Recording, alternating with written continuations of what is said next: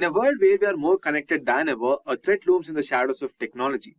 From malicious hackers and state-sponsored cyber warfare to insidious malware and data breaches, the dangers of the digital threat is ever present, threatening individuals, businesses, and governments around the world. Well, guess what I'm talking about? You guessed that right. Cyber threats, of course.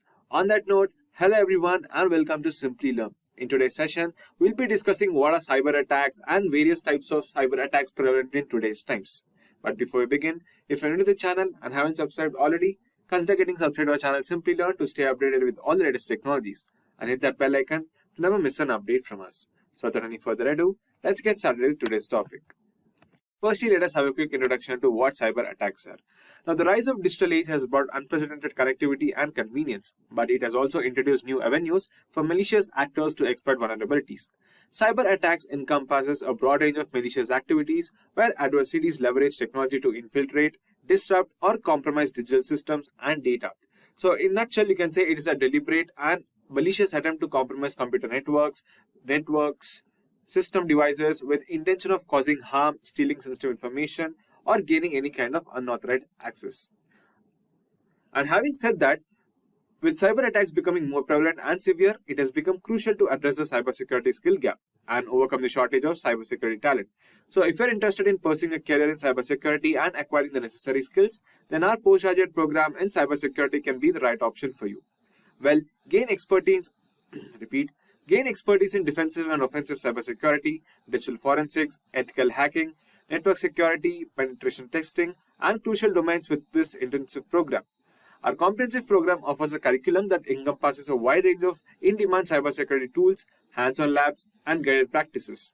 And throughout the course, you will embark on a well-structured learning journey, starting with fundamental cybersecurity concepts and progressing through asset and inventory management, offensive security, and defensive security.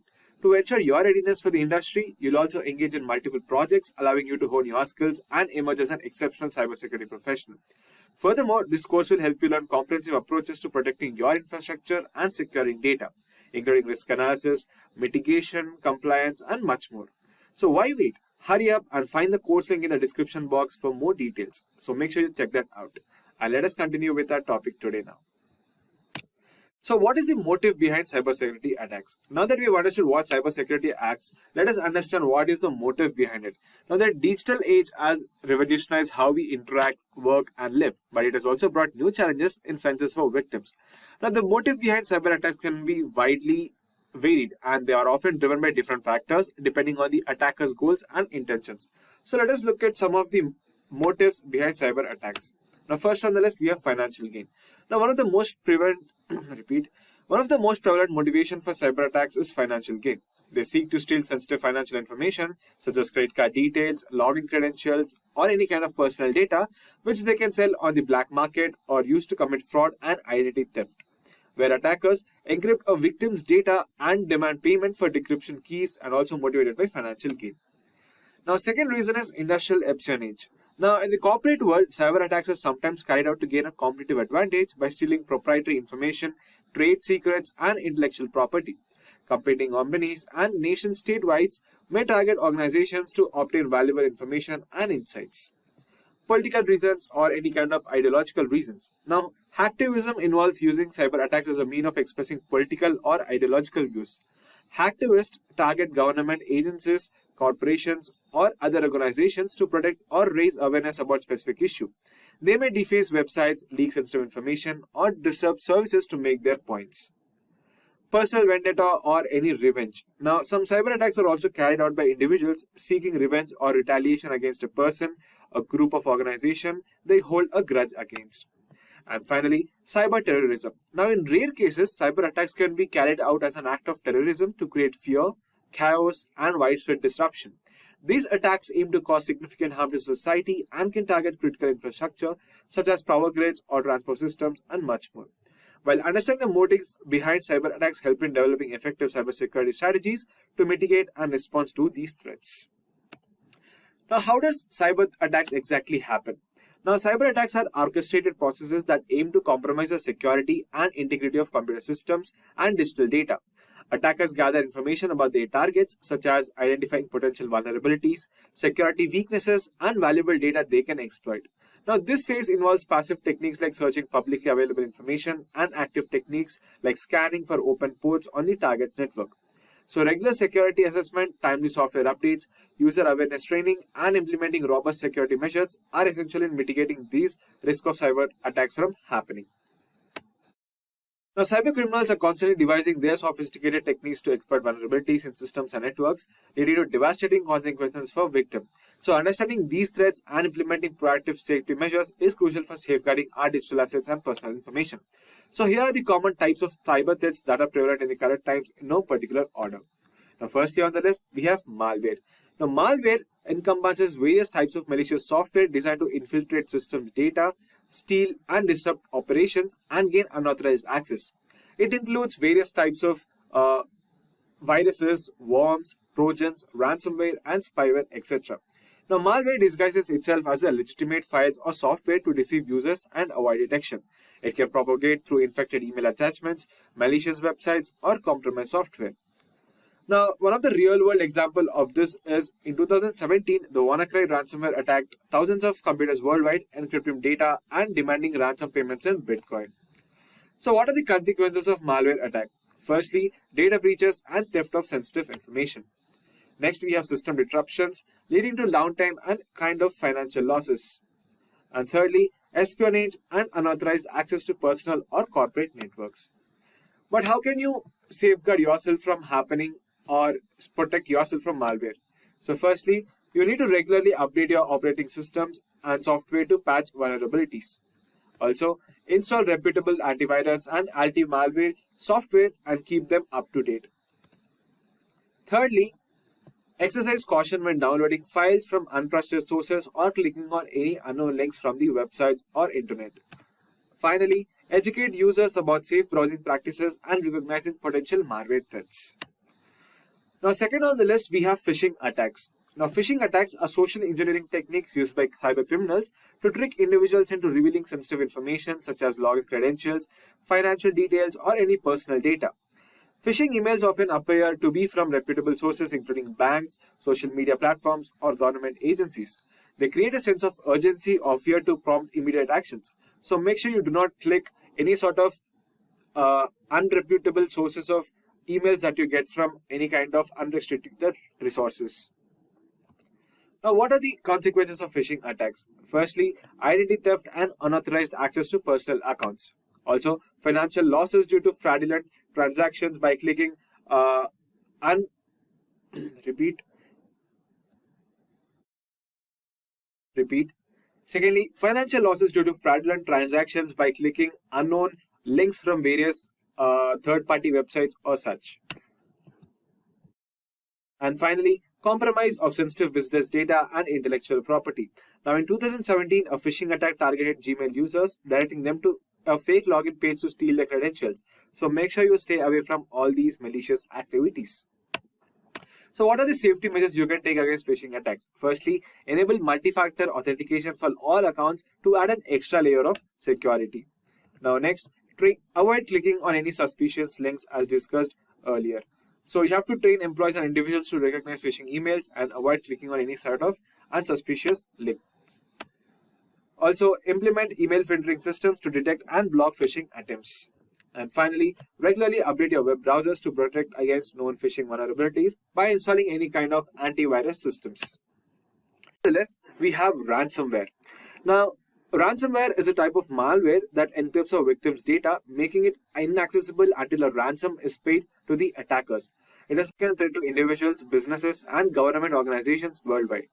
Now, ransomware often uses strong encryption algorithms to lock victims' data securely. It may be delivered through malicious email attachments, compromised websites, or exploit kits. Now, in 2021, the Colonial Pipeline in the United States fell victim to a ransomware attack, leading to the shutdown of operation and a ransom payment to the attackers. So, what are the consequences of ransomware again?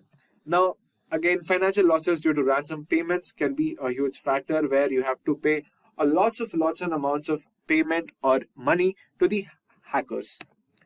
Data loss and potential leakage of sensitive information. And finally, reputation damage for organizations that experience the successful attacks of ransomware. So what are the safety measures that you can take against ransomware? Well, you can regularly back up critical data to an offline or secure location to avoid data loss. Also, maintain up-to-date data software and security patches to protect against known vulnerabilities. Implement repeat. Implement network segmentation to contain the spread of ransomware within the system. And finally, train your employees and individuals to exercise cautions when handling email attachments and links, and by regularly security audits, repeat, and by conducting regular security audits, you can protect yourself from various kinds of ransomware attacks. Now, fourth on the list, we have DDoS or distributed denial of service attacks. Now, DDoS attacks aims to overwhelm or targets online services or networks by flooding them with a massive amounts of traffic, rendering them inaccessible to legitimate users. These hackers are typically orchestrated using botnets. Now, the DDoS attacks use multiple devices to create a massive volume of traffic, causing service disruptions. Attackers often exploit vulnerable IoT devices to build botnets.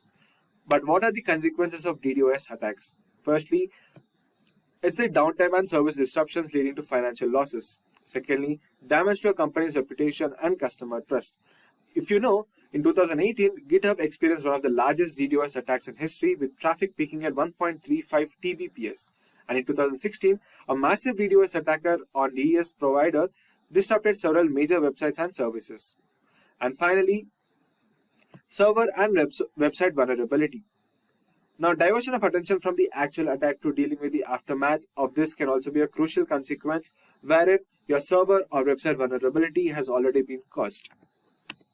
So, what are the safety measures against DDoSs? Firstly, deploy tracking filtering. Repeat.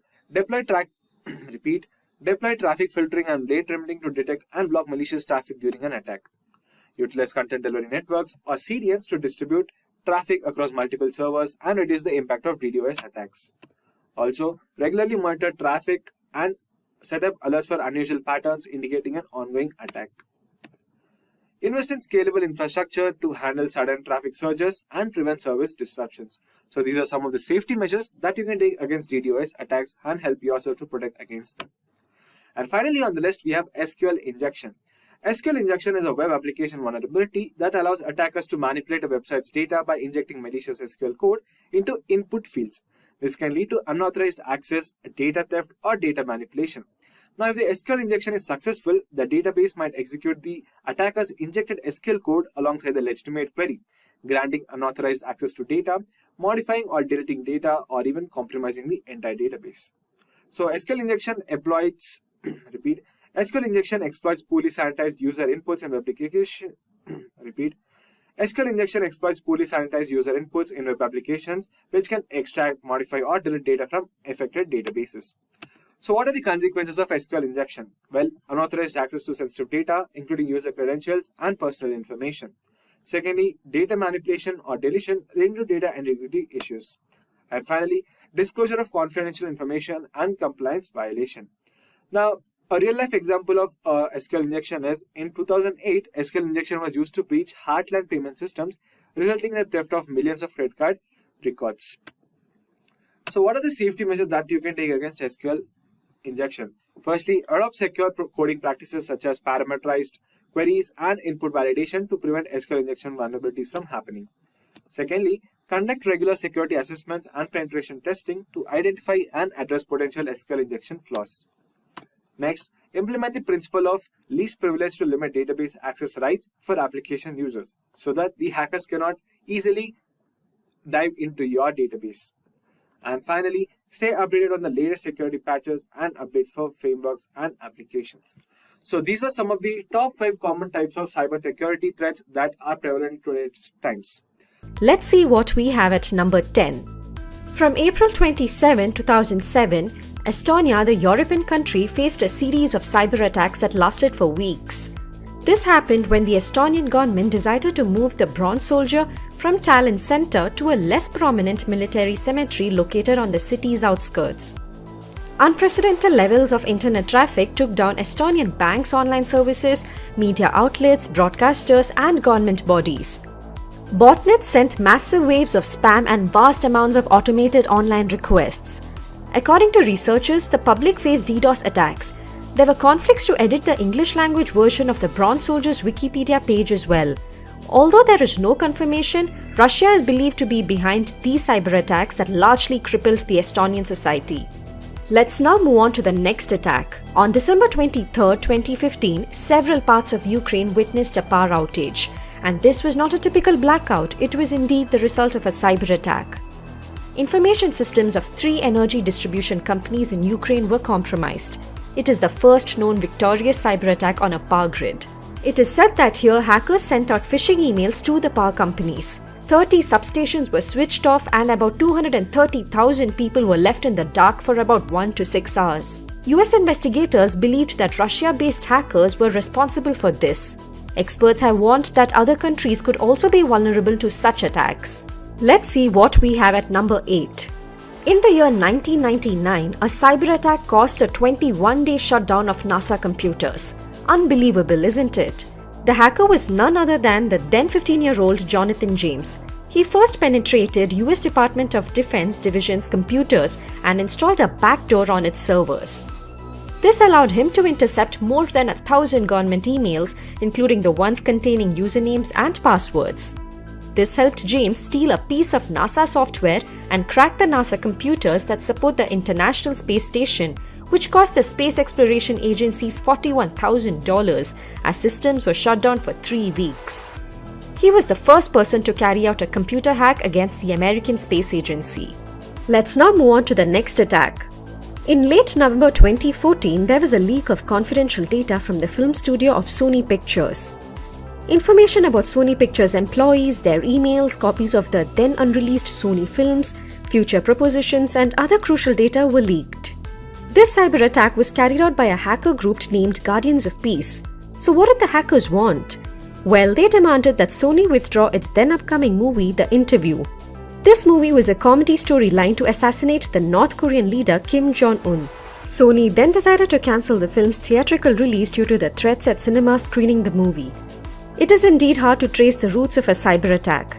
In this case, after evaluation, the US intelligence officials arrived at the theory that the attack was in a way related to the government of North Korea. However, North Korea had denied the same. Moving on to our number 6. In December 2006, TJX, the US retailer company, identified that 45.6 million debit and credit card details were stolen. This happened from one of its systems over 18 months by an unknown number of intruders. It was one of the first, largest ever cyber attacks involving the loss of personal data. As a result, banks in the affected regions had to reissue and block thousands of payment cards. A group of hackers did this, Albert Gonzalez being the mastermind. The group was from Miami, the place where the TJX heist was believed to have originated. Reports said that the TJX data breach occurred because of weak web encryption at 2 of its Marshall stores in Miami. Next, moving on to our top 5, let us see what we have at number 5. The year 2010 witnessed the discovery of the deadly computer worm Stuxnet. This malware's motive was unlike any other usual cyber attacks. It aimed at destructing the equipment the computers controlled. Stuxnet came with the deadly purpose of damaging Iran's nuclear infrastructure. It infected more than 200,000 computers, including 14 industrial sites and a uranium enrichment plant in Iran. Stuxnet initially spread via Microsoft Windows and targeted Siemens industrial control systems. Although it was discovered only in 2010, it is believed to have been silently sabotaging Iran's nuclear facilities. It was one of the first discovered malware that was capable of hampering hardware systems. It largely damaged the centrifuges of the Iranian reactors. This is believed to be a cyber weapon created by the US and the Israeli intelligence, although there is no documented evidence or acceptance by either of the countries for the same. Moving on to number 4. In the year 2014, Home Depot was the victim of one of the deadliest cyber attacks. 56 million payment cards were compromised along with 53 million customer email addresses stolen. This security breach happened from April to September 2014. Criminals were believed to have used a third-party vendor's username and password to enter the perimeter of Home Depot's network. The attackers were then able to deploy custom-built malware on its self-checkout systems in the US and Canada. Moving on to our top 3. As you might be aware, the PlayStation gaming system is one of Sony's most popular products. Unfortunately, in April 2011, Sony executives witnessed abnormal activity on the PlayStation network. This resulted in the compromise of approximately 77 million PlayStation users' accounts and prevented users of PlayStation 3 and PlayStation Portable consoles from accessing this service. This forced Sony to turn off the PlayStation network on April 20th. On May 4th, Sony confirmed that personally identifiable information from each of the 77 million accounts had been exposed. The outage lasted for 23 days. Sony released almost daily announcements concerning the system outage.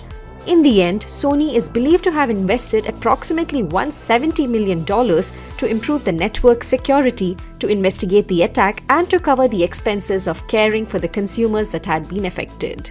Let's now move on to the next attack at number 2. In May 2017, one of the most dangerous cyber attacks took place. It was known as the WannaCry ransomware attack caused by the WannaCry crypto worm. The victims were the users that used the unsupported version of Microsoft Windows and those who hadn't installed the new security update. This did not take place through phishing like other attacks, but through an exposed vulnerable SMB port. The attack originated in Asia and then eventually spread across the globe. In a day, more than 200,000 computers were infected across 150 countries. The WannaCry crypto worm locked the users out of the targeted systems and encrypted their data. The users were asked for a ransom of $300 to $600, which had to be paid via Bitcoin in exchange for their data. This attack took a toll on both private and government organizations. It resulted in damages from hundreds of millions to billions of dollars. In a matter of few days, the emergency patches released by Microsoft halted the attack. Also, the discovery of a kill switch prevented the infected computers from spreading the crypto worm. Security experts in a few countries believed that North Korea was behind this attack. And finally, let's see what we have at number 1. More than 2 decades ago, in March 1999, the Melissa virus, a mass-mailing macrovirus, was released. It targeted Microsoft Word and Outlook-based systems and created considerable network traffic. Melissa virus infected computers via emails. The email would look like an important message? Well, yes, it was fake. If the recipient opens the attachments in the mail and downloads the document and then opens it with Microsoft Word, a virus was released on their computers. This would then mass mail itself to the first 50 people in the victim's contact list and then disable multiple safeguard features on Microsoft Word and Microsoft Outlook. This began spreading like a wildfire across the internet. David L. Smith released the virus. The virus caused nearly 80 million worth of damages. It did not steal data or money, however, it caused a havoc. Almost 1 million email accounts were disrupted worldwide, agencies were overloaded, and some had to be shut down entirely, and internet traffic in some locations was slowed down. So with that, we come to the end of this video on the top 10 computer hacks of all time. Do you agree with our list? If you're aware of any other great interesting computer hacks in history, do let us know in the comment section below. Staying ahead in your career requires continuous learning and upskilling. Whether you're a student aiming to learn today's top skills or a working professional looking to advance your career, we've got you covered.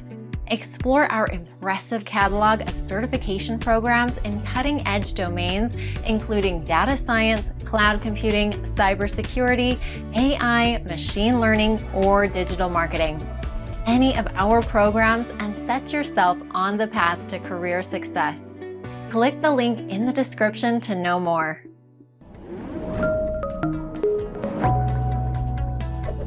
Hi there, if you like this video, subscribe to the Simplilearn YouTube channel and click here to watch similar videos. To nerd up and get certified, click here.